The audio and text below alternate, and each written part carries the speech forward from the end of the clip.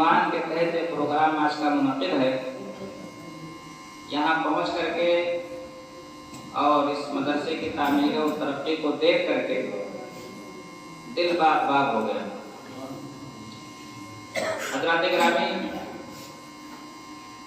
یہ موسا کوٹرا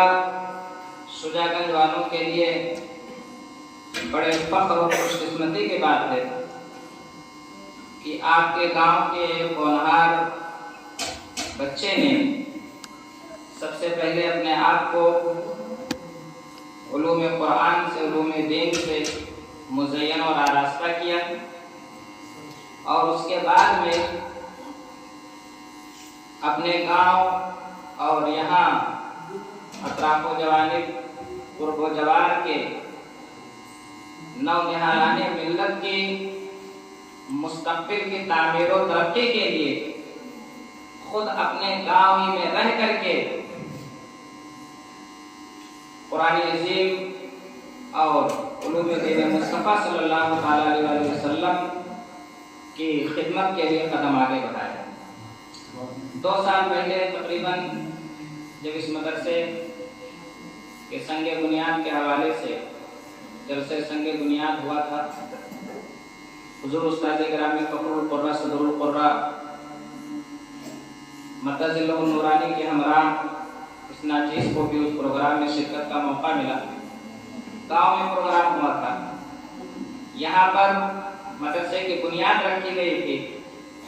لیکن ابھی 2 سال بھی ٹھیک سے مکمل نہیں ہوئے ہیں. لیکن جس تیزی کے ساتھ یہ مدرسہ ماشاءاللہ ترقی کیا ہے اور امید ہے کہ آگے بھی اسی تیزی کے ساتھ ترقی کرے گا، وہ اپنی مثال آپ اور کیوں نہ ہو. ہمارے استاد گرامی صدر القرہ مدظلہ النورانی نے جب لکھنؤ کی سرزمین پر مدرسہ قائم کرنے کا ارادہ فرمایا اور شاہی مسجد بڑا چاند گنج میں جب حنفیہ ضیاء القرآن کے قیام کا ارادہ فرما لیا تو اس مدرسے کی بنیاد کی پہلی اینٹ رکھوانے کے لیے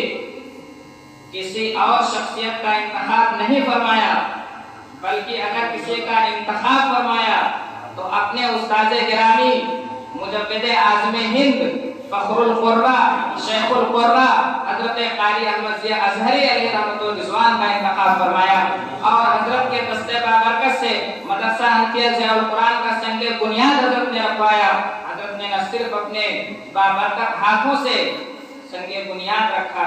بنیاد کی پہلی اینٹ رکھی، بلکہ اینٹ کو رکھنے کے ساتھ ساتھ انتہائی خلوص اور محبت کے ساتھ مدرسے کی تعمیر و ترقی کے لیے، اس کی شہرت کے لیے آپ نے دل سے دعائیں کی. ان دعاؤں کا اثر آج دیکھنے کو یہ مل رہا ہے کہ پورے ہندوستان کے اندر جس سرزمین پر بھی چلے جائیے، جس کونے میں بھی چلے جائیے، وہاں پر ہمارے مدرسہ حنفیہ ضیاء القرآن اور فخر القرہ کا تذکرہ کرتا ہوا ضرور ملے گا. لوگ تذکرہ کرتے ہوئے نظر آتے ہیں. ٹھیک اپنے استاذ کے ہی نقش قدم پر چلتے ہوئے حضرت حافظ و قاری بہترین حافظ و قاری، بہترین مقرر ہیں، علوم قرآن کے ماہر ہیں. اگر یہ چاہتے تو حضور قاری صاحب قبلہ کی خدمت میں عرض کرتے، قاری صاحب قبلہ ان کو اچھی درسگاہ میں بھیج دیتے، کسی سٹی کے اندر بھیج دیتے، اچھی درسگاہ کے اندر بھیج دیتے، جہاں آج کم سے کم 50,000 روپیہ مہینہ کما رہے ہوتے. لیکن خدمت دین اور خدمت قرآن کا جذبہ ان کے اندر کوٹ کوٹ کر بھرا ہوا ہے. ٹھیک حضور قاری صاحب قبلہ کے نقش قدم پر چلتے ہوئے حضرت کے مشورے سے انہوں نے اپنے گاؤں کے اندر ہی مدرسہ بنانے کا ارادہ کیا، اور جب اس کا پورا پلان تیار کر لیا اور جب بنیاد رکھنے کی باری آئی تو کسی اور شخصیت کو نہ بلا کر کے انہوں نے سراپا خیر و برکت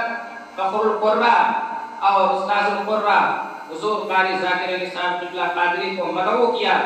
حضرت کے شایان شان پروگرام کیا اور اس مدرسے کا سنگ بنیاد حضرت کے دست بابرکت سے رکھوایا، انشاءاللہ تعالی میں پورے یقین کے ساتھ کہہ سکتا ہوں کہ آنے والے کچھ ہی دنوں میں اتر پردیش کے مدرسوں میں اس مدرسے کا ایک نام ہوگا۔ یہی ہے آرزو تعلیم قرآن ہو جائے کہ ہر پرچم سے اونچا پرچم اسلام ہو جائے۔ اسی جذبے کو لے کر کے قاری دانش رضا صاحب اٹھتے ہیں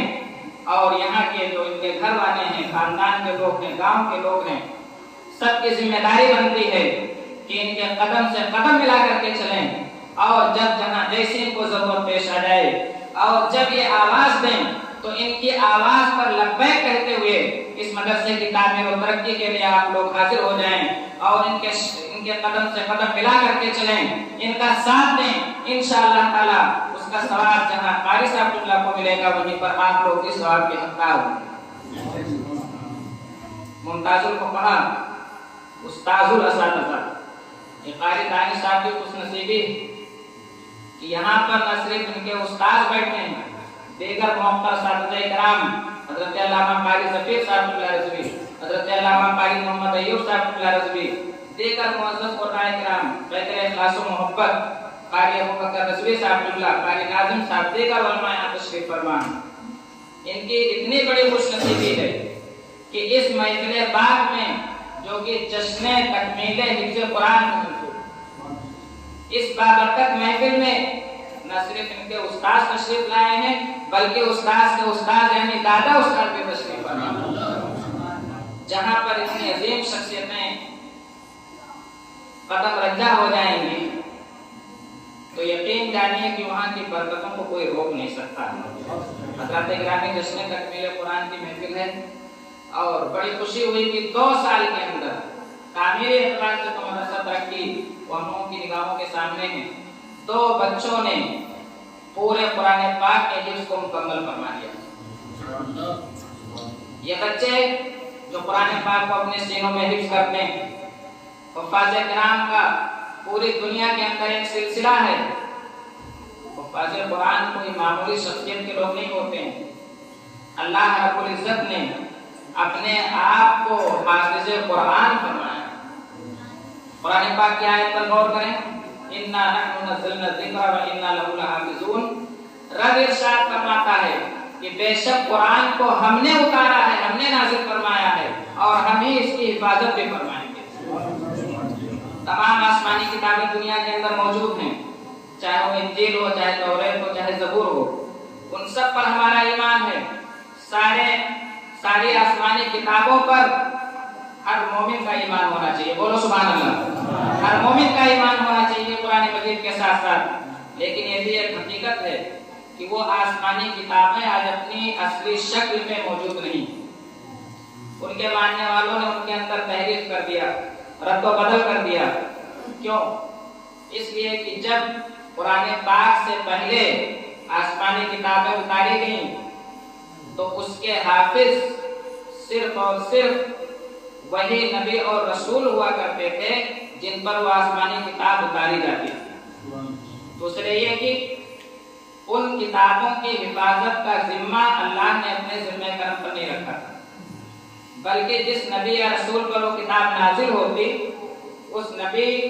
اور رسول کی امت کو ذمہ داری دی گئی تھی کہ وہ اپنے آسمانی کتاب کی، اپنے مذہبی کتاب کی حفاظت کریں، لیکن وہ لوگ حفاظت نہیں کر سکے۔ رب نے اس کی حفاظت کا ذمہ بھی نہیں لیا تھا، لیکن قربان جائیے قرآن عظیم کی عظمت پر کہ رب تعالیٰ نے جب قرآن مجید کو اپنے محبوب صلی اللہ علیہ وسلم پر نازل فرمایا تو جہاں اس کا نزول فرمایا وہیں پر اس کی حفاظت کا اپنے ذمہ کرم پر اس کی حفاظت کو بھی رکھ لیا اور ارشاد فرما دیا اِنَّا نَحْنُ نَزَّلْنَا الذِّكْرَ وَإِنَّا لَهُ لَحَافِظُونَ۔ بے شک قرآن کو ہم ہی اتار رہے ہیں اور ہم ہی اس کی حفاظت بھی فرمائیں۔ اور حفاظت قرآن کا سب سے اہم ذریعہ قرآن کے الفاظ کی حفاظت، قرآن کے طرز ادا کی حفاظت، قراءت قرآن کی حفاظت، اس کے جو سب سے اہم ذریعہ ہیں وہ یہی حفاظ و قرآن ہیں، یہی حفاظ و قرآن ہیں۔ اسی لیے اللہ تعالیٰ نے اپنے آپ کو حافظ قرآن کہا ہے، اپنے آپ کو تالی قرآن کہا ہے۔ दुनिया के अंदर बेशुमार हुफ़ाज़ किराम मौजूद हैं और हमेशा हर दौर में रहेंगे, इंशाअल्लाह ताला सुबह क़यामत तक रहेंगे। इसीलिए अल्लाह रब्बुल इज़्ज़त ने हुफ़ाज़ो क़ुर्रा के सीनों को हिफाजत गाहे कुरान करार दिया। बल हुआ आयातुन बय्यिनातुन फ़ी सुदूरिल लज़ीना उतुल इल्म, ये आयात बय्यिनात अहले इल्म के सीनों में महफूज कर दी गई कि छोटे छोटे बच्चे कुरान करीम की हिफाजत का जरिया है। और मुमताजुल फुक़हा तशरीफ फरमा है, हज़रत अल्लामा इमाम तफ्ताज़ानी रहमतुल्लाहि तआला अलैह शरह आयत नस्फी में इरशाद फरमाते हैं कि जब कोई आलिम या मुतअल्लिम किसी गांव या बस्ती से गुजर जाता है तो उस गांव या बस्ती के कब्रिस्तान से अल्लाह ताला 40 दिन के लिए अजाब को उठा लेता है। आप अंदाजा लगाएं कि एक आलिम दीन या दीन का तालिब इल्म अगर गांव के कब्रिस्तान के पास से गुजर जाए तो मुर्दों पर से 40 दिन तक अजाब को उठा लिया जाए।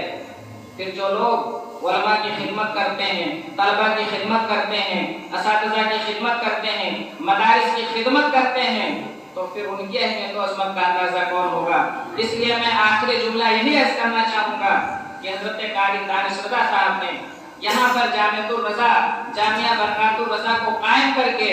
एक शानदार और तारीखी कारनामा अंजाम दिया है और आप लोग इनका हर मौके पर, हर मोड़ पर साथ दें और उनके कदम से कदम मिला करके चलें। इंशाअल्लाह ताला आपके बच्चों का मुस्तकबिल भी संवर जाएगा और इस सवाब में आप लोग बराबर के शरीक रहेंगे। अल्लाह रब्बुल इज़्ज़त इस महफिल पाक को कबूल फरमाए। जिन बच्चों ने हिफ्ज़ कुरान मुकम्मल किया है उनके सीनों में अल्लाह ताला कुरान पाक को महफूज फरमा दे और मजबूत फरमा दे। दीगर बच्चों को भी उलूम कुरान और उलूम दीन से मालामाल होने की तौफीक अता फरमाए। अस्सलामु अलैकुम व रहमतुल्लाहि व बरकातुहू।